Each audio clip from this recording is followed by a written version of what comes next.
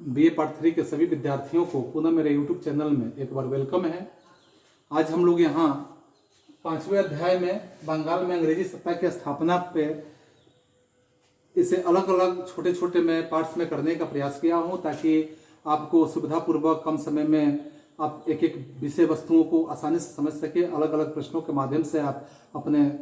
जानकारी को हासिल कर सके। क्योंकि मैं आपके विषय के साथ साथ आपके वर्ग व्यवस्था के साथ साथ यहाँ मैं आपके प्रतियोगी परीक्षाओं को भी ध्यान में रखते हुए इस पे आपको ध्यान यहाँ आकृष्ट कराने का काम करूँगा। आप थोड़ा कंस्टेंट बने रहेंगे और हर एक बातों को समझने का विस्तार से आप प्रयास करेंगे। आप देखेंगे आज हम इस बिंदु को लाए हैं कि सिराजुद्दौला और अंग्रेजों के बीच जो संघर्ष के कारण है, या कौन कौन से कारण थे जो सिराजुद्दौला और अंग्रेजों के बीच में संघर्ष बना या संघर्ष हुआ। तो इस पे जैसे सिराजुद्दौला का नाम पिछले प्रश्न पे हम लोगों ने विचार किया था, इस पे हम लोगों ने देखा था कि सिराजुद्दौला को अंग्रेजों से सिराजुद्दौला को अंग्रेज जो थे अपना शत्रु समझ बैठे थे और साथ साथ उसके विरुद्ध में हमेशा षड्यंत्र ही कर रहे थे। उसमें हर षड्यंत्र में वे सक्रिय रूप से हिस्सा ले रहे थे। खासकर अगर कहा जाए कि सिराजुद्दौला उन अन्य जो भारतीय शासक थे वैसे भारतीय शासकों की तरफ भी विदेशी शक्तियों का वे प्रचार प्रसार के बिल्कुल विरोधी स्थिति में थे। वे हमेशा विरोधी करते थे कि जो विदेशी शक्तियां थी उसका प्रचार प्रसार नहीं हो सके। फिर भी यहाँ सिराजुद्दौला और अंग्रेजों के बीच में अगर संघर्ष की बात कहा जाए तो कई कारणों से देखा जा सकता है कि जैसे आप देखेंगे कि कई कारणों से इसे हम स्पष्ट कर सकते हैं, जिसमें सबसे पहले कारण के रूप में हम देखेंगे तो एक नंबर में अगर हम बातें करें, एक नंबर में देखें तो इसमें हम राजनीतिक कारण का जिक्र कर सकते हैं कि इसमें राजनीतिक कारण जो इसके राजनीतिक कारण हो सकता है कि अंग्रेज और सिराजुद्दौला के बीच में संघर्ष का यह कारण राजनीतिक कारण कैसे होगा। इस पे जब हम नजर रखेंगे तो सिराजुद्दौला अलीवर्दी खां की तरह ही अपनी शक्ति का व्यवहारिक प्रयोग हमेशा करना चाह रहा था। वह बंगाल को अपना षड्यंत्र का केंद्र बना चुका था और वह षड्यंत्र के केंद्र हमेशा बनाए रखना चाहता था। बंगाल की गद्दी के दावेदारी के लिए या बंगाल की गद्दी के दावेदारों को अन्य भारतीय शासकों की तरह सिराजुद्दौला भी प्रारंभ से ही वह बिल्कुल नष्ट कर देने की स्थिति में था। इसी उद्देश्य से उसने घसीटी बेगम और शौकत जंग के खिलाफ में सैनिक कार्रवाई करके और उसके विरोध में जो विरोध वो लोग कर रहे थे, जो षड्यंत्र रच रहे थे, उसको शांत करने का यहाँ सिराजुद्दौला ने बेहतर ही प्रयास किया। लेकिन सिराजुद्दौला को षड्यंत्र में उलझा देकर यहाँ जो थी अंग्रेज शक्तियाँ, अंग्रेज विदेशी शक्ति में अंग्रेज जो थी उसकी आज्ञा की अवहेलना करने लगे और षड्यंत्रकारियों के विरुद्ध में अगर कहा जाए तो मिलकर षड्यंत्रकारियों के साथ में वे साठ गांठ करके और सिराजुद्दौला को अपदस्थ करने के फिराक में हमेशा लगे रहते थे। और अंग्रेजों की स्थिति जो थी, अंग्रेजों के जो राजनीतिक प्रभुत्व थे, इस राजनीतिक प्रभुत्व के विस्तार के मार्ग में सिराजुद्दौला हमेशा एक तरह का बाधा उत्पन्न करने का काम करता था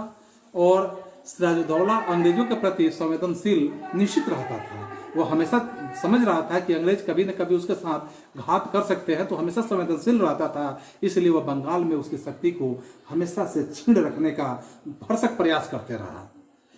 ऐसे ही अवस्था को देखकर अंग्रेज और सिराजुद्दौला के बीच में यह संघर्ष होना तो लाजमी ही था कि ऐसी स्थिति जब आएगा एक दूसरे पक्ष पे जो वे नज़र रखेंगे और ऐसे नज़र रखेंगे कि यहाँ दोनों एक दूसरे के प्रति,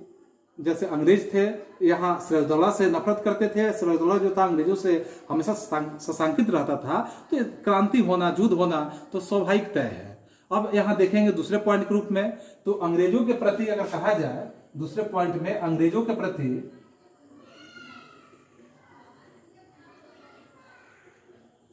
संदेह, अंग्रेजों के प्रति संदेह की नीति जो थी, यहाँ जो संदेह रखने की नीति थी, संदेह की नीति,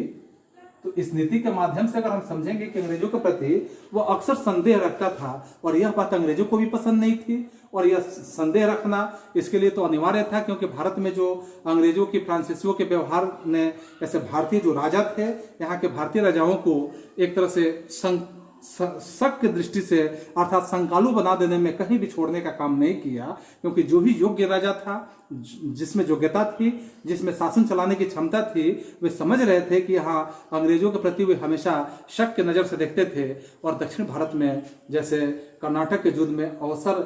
जब कर्नाटक का युद्ध हुआ था, उस युद्ध के अवसर पर भारतीय जो राजनीति था इसमें हस्तक्षेप करके अंग्रेजों और फ्रांसीसियों ने अपने प्रभाव को बढ़ा लेने का बहुत ही प्रयास किया था। और ऐसे ही प्रयास में देखा जाए कि जब अंग्रेजों ने और फ्रांसीसियों ने दोनों ने बढ़ा लेने का प्रयास किया था, तो दक्षिण बंगाल दक्षिण भारत के जो उदाहरण के रूप में अगर देखा जाए तो बंगाल में भी यह दोहराया जा सकता था, ऐसे ही स्थिति बंगाल में भी लाया जा सकता था। इसके प्रति तो शक की गुंजाइश निश्चित बनती है। तो यहाँ सिराजुद्दौला जो है शक तो निश्चित ही करेगा, क्योंकि अलीवर्दी खां अपने शासनकाल में ही अंग्रेजों और फ्रांसीसियों के जो प्रथम कर्नाटक युद्ध हुआ था, उस कर्नाटक युद्ध के अवसर पर बंगाल की जो भूमि थी, इस भूमि से क्या किया था कि युद्ध की आज्ञा नहीं दिया था कि यहाँ से युद्ध इस भूमि से किया जाए, यह आज्ञा ही नहीं दे पाया था। और बंगाल के नवाब अलीवर्दी खां जब उस समय थे, तो अलीवर्दी खां की शक्ति का विरोध करने की क्षमता अंग्रेजों के अंदर उस समय नहीं थी। अंग्रेज लोग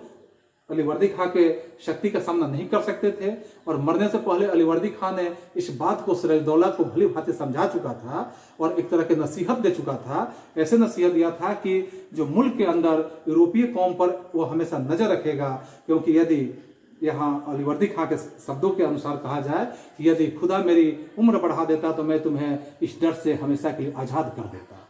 लेकिन ये तो संभव है नहीं। यह तो प्रकृति का विधान है, खुदा का विधान है कि हमें तो एक निश्चित उम्र में जाना ही है। अब मेरे बेटे यह काम तुम्हें करना ही होगा। इस तरह के शब्दों का उन्होंने प्रयोग किया। और यहाँ तैलक देश में उनके जो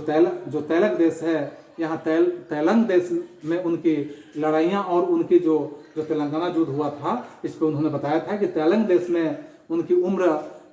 उनकी लड़ाइयाँ जो रही है, ये लड़ाइयाँ और उनकी कूटनीति की ओर तुम्हें हथियार यानी हमेशा हथियार मजबूत रखना होगा और तुम्हें हमेशा होशियार रहना पड़ेगा। और ऐसे होशियार रहना पड़ेगा कि इन तीन यूरोपीय कौमों के साथ निर्बल करने का ख्याल न करना, इसे निर्बल कभी समझने का, कमजोर समझने का ख्याल मत रखना। अंग्रेजों की ताकत अब बढ़ चुकी है। इस बात को यहाँ अलीवर्दी खां समझा रहे हैं। पहले उन्हें समाप्त करना और उसके बाद क्या करना कि तब अंग्रेज को समाप्त कर लोगे तुम, उसके बाद क्या करना कि बाकी दोनों तुम्हें यानी जो बाकी दो कौम बचेंगे और दोनों कौम क्या होंगे कि तुम्हें अधिक कष्ट कभी नहीं देंगे। मेरे बेटे, उन्हें किले बनाने वाले या सेना रखने की आज्ञा कभी मत देना। किला बनाने की परमिशन कभी मत देना और नहीं सेना रखने की आज्ञा देना। यदि तुमने यह गलती की तो यह देश जो होगा तुम्हारे हाथ से एक दिन निकल जाएगा। ऐसे बातों को यहाँ अलीवर्दी खां जो है सिराजुद्दौला को समझाने का प्रयास किए थे, लेकिन होना क्या था, जो होने को होना था वो तो तय था। इसमें किसी भी तरह का संदेह नहीं किया जा सकता था कि नसीहत, अगर कहा जाए कि नसीहत का असर सिराजुद्दौला पर पड़ा, यानी अलीवर्दी खां का नसीहत का असर सिराजुद्दौला पर पड़ा, वो अंग्रेजों के व्यवहार और उसके उपेक्षापूर्ण आचरण के प्रति शुरू से ही वे हमेशा संकालू के नज़र से देखते रहे थे और शक हमेशा अंग्रेजों पर करते रहे थे। उनकी शक्ति जो थी, यह शक्ति क्या थी, तो बंगाल को नष्ट करने की शक्ति थी और इस तरह से यह एक तरह का संघर्ष होने का कारण बना। फिर हम देखेंगे कि नवाब के प्रति अंग्रेजों का व्यवहार, नवाब के प्रति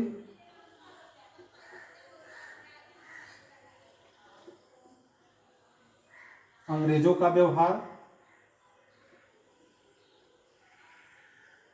अब देखिए यहाँ नवाब के प्रति अंग्रेजों का कैसा व्यवहार होता है, अर्थात बंगाल में जो नए नवाब सिराजुद्दौला के प्रति अंग्रेजों का व्यवहार भी एक तरह कहा जाए तो बहुत ही उपेक्षा भरी हुई व्यवहार था। क्योंकि शुरू में अगर कहा जाए कि शुरू में अंग्रेज विनीत और आज्ञाकारी प्रजा की तरह वो व्यवहार तो करते थे, लेकिन सिराजुद्दौला के साथ से जैसे सिराजुद्दौला वहाँ का राजा बना या वहाँ का सम्राट बना, तो यहाँ उसके शुरू से ही उसमें छेड़छाड़ करने का काम अंग्रेजों ने शुरू कर दिया। हर जगह पे वह अपने दुर्व्यवहार को दिखाने लगे। वे सिराजुद्दौला को हमेशा अपमान करने की स्थिति में रहते थे, चाहते थे कि कभी भी अपमानित किया जा सके। शुरू में अगर कहा जाए कि शुरू की जो परंपरा हुआ करता था, उसके अनुसार प्रत्येक नवाब के गद्दी पर जैसे ही नवाब गद्दी पर बैठेगा, तो गद्दी पर बैठने के समय सभी जो मातहत राजा होंगे या सभी मातहत राजा अमीरों और विदेश वकीलों को उपहार भेंट करेंगे, लेकिन यहाँ नहीं किया और न उनका कोई प्रतिनिधि ही यहाँ दरबार में उपस्थित हुआ। अर्थात इस तरह से कहा जा सकता है कि वह एक तरह का अपका यानी उपेक्षा भरी नजरों से अंग्रेज लोग देख रहे थे। अंग्रेज सिराजुद्दौला के जो दरबारी थे, ऐसे दरबारियों को के माध्यम से अपना काम चला लिया करते थे। दरबारियों से अपना खबर भेज के जो भी काम करना होता दरबारियों से काम चला लेते थे। सिराजुद्दौला के साथ वह पत्र व्यवहार करना उन्हें बिल्कुल पसंद नहीं था। अंग्रेजों ने यहाँ सिराजुद्दौला को कासिम बाजार की कोठी जो था, कोठी में आने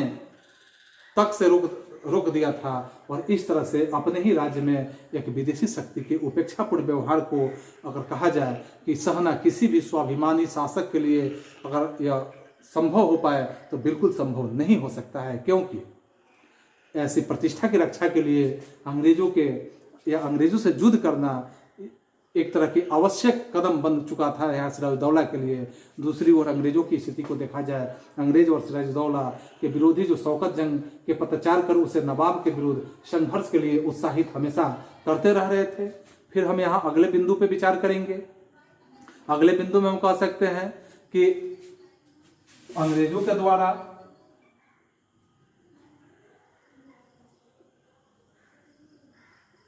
अधिकारों का दुरुपयोग,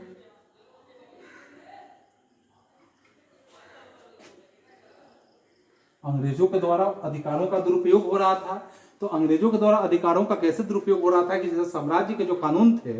इस कानून और नवाब की जो यहाँ आज्ञा था, उस आज्ञा के आदेश के आज्ञा के अनुसार अंग्रेज जो थे, अंग्रेज को किलाबंदी करने का अधिकार नहीं था। अंग्रेज लोग किलाबंदी नहीं कर सकता था। लेकिन बंगाल में कलकत्ता एवं अन्य जो भाग थे, अन्य स्थान थे, वहाँ अंग्रेजों के कानून, अंग्रेज जो थे यहाँ अन्य स्थानों में अंग्रेजों ने कानून की आज्ञा का नहीं मानते हुए अगर कहा जाए तो किलों का निर्माण किया और सुरक्षा की नज़र से कलकत्ता जो है, कलकत्ता में किले के चारों तरफ एक बहुत बड़ी खंदक खोदने का, उनसे जैसे कहा जाता है कि जैसे अंग्रेज जो थे, अंग्रेजों ने फ्रांसीसियों के आक्रमण की आशंका जो बनी हुई थी, तो ऐसे आशंका को ध्यान में रखते हुए एक तरह का गहरी खाई पैदा करने का इन लोगों ने काम किया। और साथ में जब सिराजुद्दौला की बातों को जब हम समझेंगे तो सिराजुद्दौला को इस बात की भली भांति जानकारी हो चुकी थी कि इस युद्ध में जो सफलता है, इस सफलता में यानी कि इस युद्ध में मिली हुई उसे जो किले है, ऐसे किले की मरम्मत बंद करने और उसकी खाई को यहाँ पाट देने का उन लोगों ने आदेश देने का काम किया। जब सिराजुद्दौला को इस बात की ऐसे जो जानकारी था, ऐसे जानकारी मिल चुका था, तो जानकारी मिलने के साथ उसने, खासकर कहा जाता है कि इस युद्ध में सफलता की बात, कि इस युद्ध में सफलता से वह बहुत आगे बढ़ चुका था। और एक अंग्रेज अधिकारी ने तो यहाँ तक इस बात को कह दिया है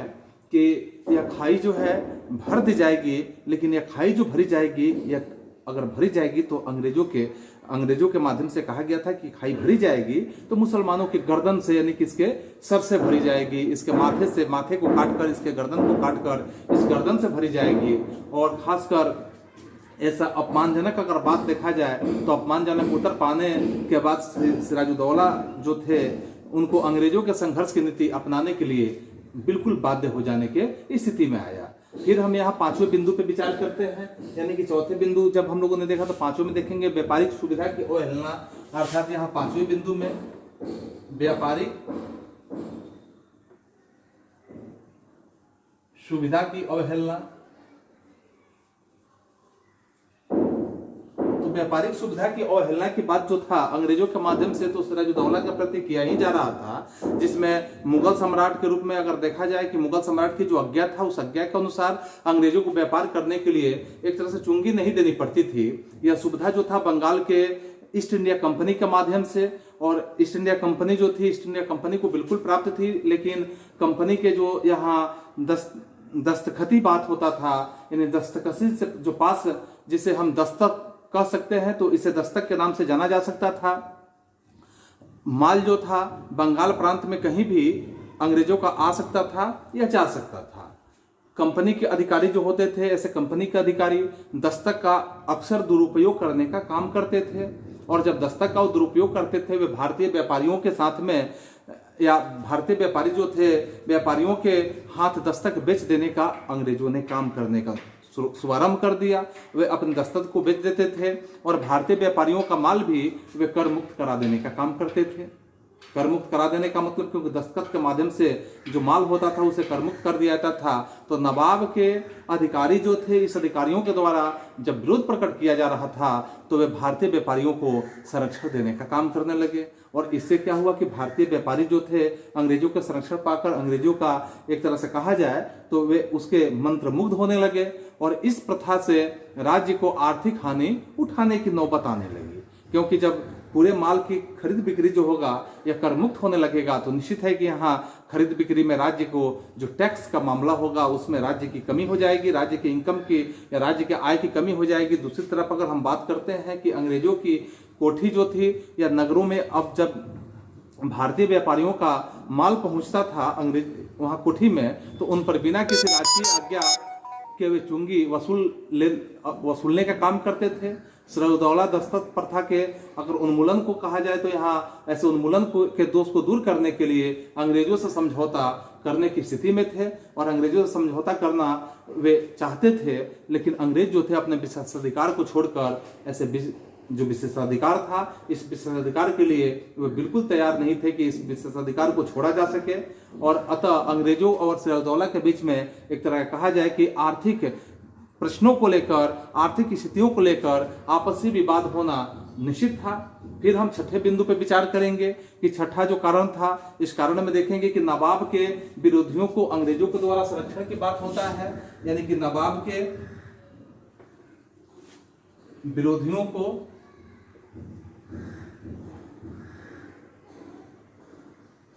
अंग्रेजों के द्वारा संरक्षण,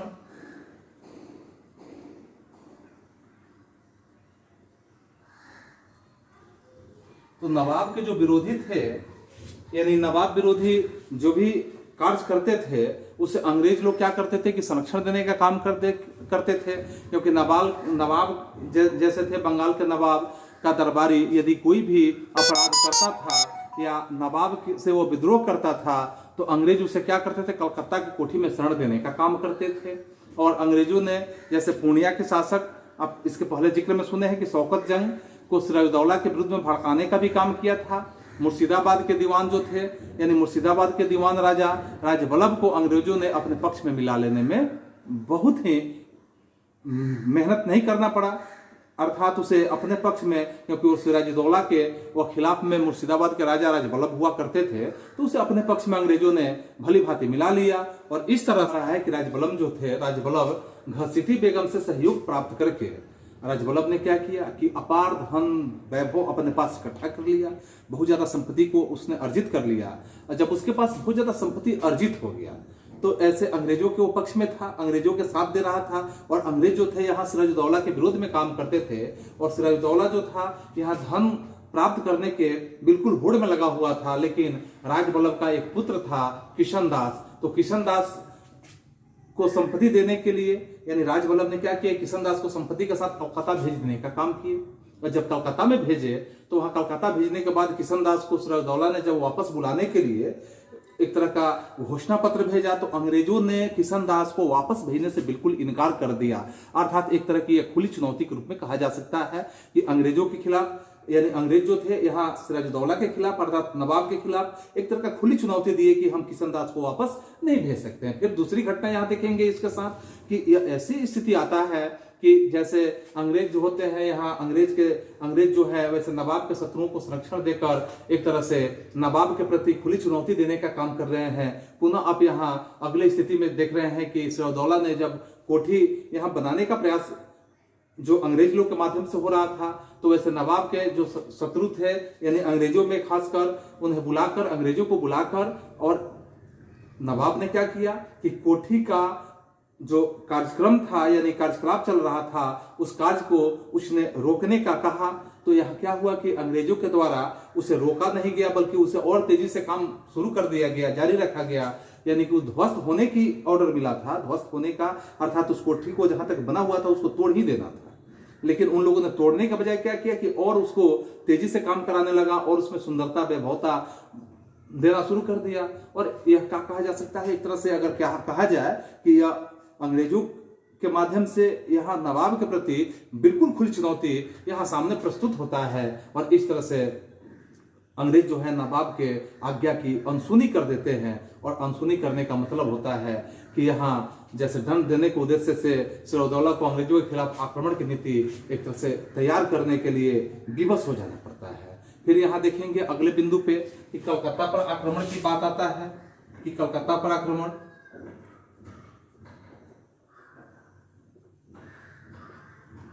तो जब कलकत्ता पर आक्रमण की बात आता है इसमें हम समझेंगे कलकत्ता पर आक्रमण में कि कलकत्ता में जैसे आप देखेंगे कि स्थित फोर्ट विलियम का किला होता है। इस फोर्ट विलियम के किला में गवर्नर ट्रेक ने, जो अंग्रेज गवर्नर थे, गवर्नर ट्रेक की आज्ञा की अवहेलना, यहाँ पे ट्रेक के माध्यम से आज्ञा की अवहेलना की जाती है। फ्रांसीसी के जो नवाब हैं के आदेश का पालन, यहाँ फ्रांसीसियों के नवाब हैं के आदेश का पालन यहाँ उन लोगों ने किया, लेकिन अंग्रेज जो है इस विरोध की बिल्कुल, जो नवाब का आदेश होता था उस आदेश के विरुद्ध अपनी प्रतिष्ठा की रक्षा के लिए सिराजदौला को आक्रमण की नीति के लिए विवश कर देने के लिए वो तैयार रहते थे। वो हमेशा विवशता के तरफ बढ़ा देते थे। खासकर शौकत जंग में आप देखेंगे कि शौकत जंग में, यानी कि शौकत जंग से निपटने के पश्चात जब यहाँ सिराजदौला जो है कलकत्ता में पहुंचते हैं तो 4 जून के समय में आप देखेंगे 4 जून का जो समय होता है, इस समय में उसने कासिम बाजार की कोठी पर आक्रमण कर देते हैं। सिराजदौला जो है कासिम बाजार का एक कोठी है, उस कोठी पर आक्रमण कर देते हैं और उस आक्रमण के माध्यम से कासिम बाजार पर यहाँ जो अधिकार होता है, इस अधिकार पर उसने कलकत्ता पर भी अपना अधिकार जमा लेते हैं। पुनः अंग्रेज जो है, अंग्रेज गवर्नर के रूप में देखेंगे कि जो ड्रेक होते हैं, अंग्रेज गवर्नर उस समय वहां ड्रेक के रूप में अधिकतर अंग्रेज एक जहाज पर बैठकर यहाँ फुल्टा के टापू पर वे भागकर चले जाते हैं, क्योंकि जब कलकत्ता पर यहाँ सिराजदौला का आक्रमण होता है, अधिकार हो जाता है, तो यहाँ अंग्रेज गवर्नर के साथ जो जितने वहाँ अंग्रेज अधिकारी होते हैं सब वहाँ फुल्टा के टापू पे चले जाते हैं। और 20 जून की यह घटना होती है कि 20 जून 1756 ईस्वी को फोर्ट विलियम पर सिराजदौला का अपना अधिकार स्वतः हो जाता है। और इस तरह से कुछ अंग्रेजों को वहां बंदी बना लिया जाता है और बंदी बनाने के बाद यहाँ अंग्रेज कुछ आत्मसमर्पण भी कर देते हैं। और बंदी बनाने के बाद, आत्मसमर्पण कर देने के बाद एक तरह की घटना होती है जिसे हम काल कोठरी की घटना कहते हैं। यह भारतीय इतिहास में बहुत महत्वपूर्ण है कि काल कोठरी की घटना, तो यह घटना बहुत ही महत्वपूर्ण है। काल कोठरी का मतलब आप समझ रहे हैं कि काल कोठरी यानी कि एक ऐसी घटना है या भारतीय इतिहास में कि यह घटना 20 जून 1775 ईस्वी को या 20 जून 1756 ईस्वी को सिराजदौला का जैसे फोर्ट विलियम है, फोर्ट विलियम पर जब अधिकार हो जाता है तो वहां पराजित अंग्रेज जितने होते हैं, अंग्रेज के जो नायक जैसे हालवेल वहां पे हुआ करते थे, तो हालवेल भी थे। और 20 जून यानी वह दिन रविवार का दिन था, ऐसे दिवस के रूप में देखेंगे तो वह दिन कैसा था, रविवार का दिन था, गर्मी की रात थी और 146 अंग्रेजों को क्या किया गया था कि एक छोटे से कोठरी में जहां कोठरी में रहने के लिए कहा जा सकता है कि इसका आकार जो था, इसका साइज था कि 18 फीट वह लंबी कोठरी था और 14 फीट चौड़ी था। 18 फीट लंबी और 14 फीट चौड़ी में आप समझ सकते हैं कि 146 अंग्रेजों को बंद कर दिया गया। और बंद कर देने के बाद हालवेल जो इतिहासकार हैं, हालवेल के अनुसार ये कहा जाता है कि बंदियों में से 123 की मृत्यु हो जाती है, क्योंकि गर्मी का दिन है और जून का महीना तो समझ रहे हैं कि गर्मी का दिन है और गर्मी का ऐसा दिन है और रूम का साइज इतना छोटा है कि 18 गुणे 14 फीट का यह रूम होता है। इस रूम का साइज है 18 गुणे 14 फीट का यह रूम होता है और इस रूम के अंदर 143 अंग्रेजों को वहां पे कैद कर दिया जाता है। 143,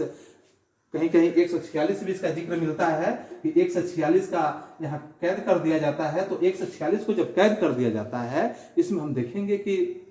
जिसमें से 123 की वहीं पे मृत्यु हो जाती है। 123 की उस गर्मी के कारण मृत्यु हो जाती है और केवल उसमें से 23 व्यक्ति ही जिंदा बच पाते हैं। और यह घटना जो होता है काल कोठरी हत्याकांड के नाम से भी जाना जाता है। तो आप यहां समझ पा रहे हैं काल कोठरी हत्याकांड, या इसे हम अंग्रेजों के एक तरह के नाकामी की बात कह सकते हैं कि अंग्रेजों के द्वारा एक तरह का बहुत बड़ा नाकामी उन लोगों को हाथ लगा और सिराजदौला जो थे अपने कार्यों को बेहतर ढंग से वहां पे प्रदर्शित किए। तो इसके बाद अगले बिंदु पे देखेंगे कि पूर्णिया का जब विजय हो जाता है, तो पूर्णिया के विजय में जैसे देखेंगे कि पूर्णिया के विजय में क्या होता है कि पूर्णिया का जो नवाब होते हैं शौकत जंग, वह बहुत ही महत्वाकांक्षी व्यक्ति होते हैं और इतने बड़े महत्वाकांक्षी होते हैं कि वो बंगाल के जो मंसद है उस मंसद पर अपना अधिकार कर लेते हैं और अधिकार वहां करने के लिए वो काफी प्रयत्न में लगे होते हैं। इतने प्रयत्न करते हैं कि योग्य और अनुभवी सरदारों की राय की अपेक्षा करके शौकत जंग में यानी शौकत जंग है वहां से सिराजुद्दौला के विरुद्ध में वे बिल्कुल असंतुष्ट होते हैं और असंतुष्ट व्यक्तियों को अपने पक्ष में वह क्या करते हैं कि अपने पक्ष में लाने का भरसक को प्रयास करते हैं। लेकिन प्रयास की स्थिति में देखेंगे कि दिल्ली के बादशाह ने बंगाल की जो सूबेदारी है, सूबेदारी को या सूबेदारी प्राप्त करने के लिए उसने उपहार का अधिक ऐसे कहा जा सकता है कि रकम भेजने का उन्होंने वादा भी कर लिया। और दिल्ली की हालात एक तरह से तो कहा जा सकता है कि उस समय इतनी दयनीय थी कि वह अपने आप में दिल्ली की हालात दयनीय थी। सनद जो था यहाँ प्राप्त होने के बाद शौकत जंग की स्थिति इस प्रकार की आई कि शौकत जंग ने यहाँ जगत सेठ और मीर जाफर के सहायता देने से के लिए अपील किया कि मीर जाफर से और इस जगत सेठ से सहायता देने का इन्होंने जब अपील किया तो उसने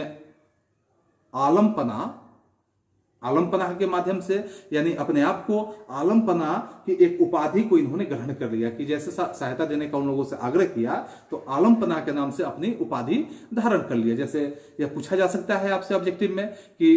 शौकत जंग जो है आलम पनाह की उपाधि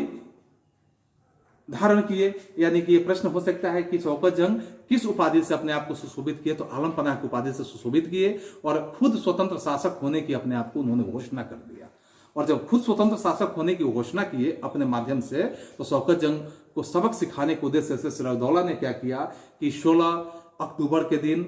अक्टूबर का महीना था, 16 तारीख था, 1756 ईस्वी को मनिहारी जगह पर यानी मनिहारी के युद्ध में शौकत जंग को पराजित करके उसकी हत्या ही कर दिया। तो इस तरह शौकत जंग के विरुद्ध में यानी युद्ध में बिहार की स्थिति जो था, बिहार के नायाब यानी कि नायाब के रूप में जैसे हम कह सकते हैं नाजिम, यानी कि नायाब के रूप में नाजिम राम नारायण एवं अन्य जो जमींदार थे, ये सिराजुद्दौला की सहायता भी यहाँ पे करने का काम किए थे। तो इस तरह से हमने देखा कि यहाँ सिराजुद्दौला जो था, यहाँ बंगाल में अंग्रेजों की सत्ता की स्थापना में हमने देखा सिराजुद्दौला और अंग्रेजों के बीच में संघर्ष की स्थिति में। तो इस संघर्ष में क्या हुआ कि सिराजुद्दौला यहाँ पे बहुत महत्वपूर्ण और बहुत तरह से कहा जा सकता है कि अपने आप में वह कर्मठता का प्रयोग किया, अपने शुद्ध बुद्धि का प्रयोग किया और ऐसे कार्यों को उसने कर दिखाया कि अंग्रेज लोग सिराजुद्दौला से लोहा लेने से डरने लगे।